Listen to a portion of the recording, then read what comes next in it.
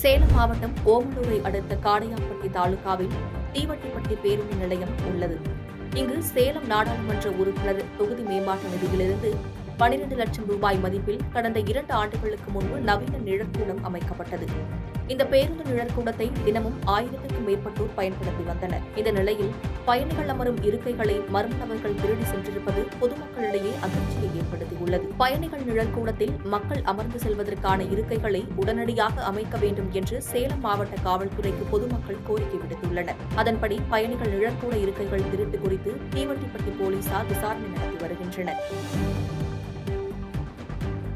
பாதகம் செய்பவரை கண்டால் நாம் பயங்கொள்ளலாகாது பாப்பா, மோதி மிதித்து விடு பாப்பா, அவர் முகத்தில் உமிழ்ந்து விடு பாப்பா.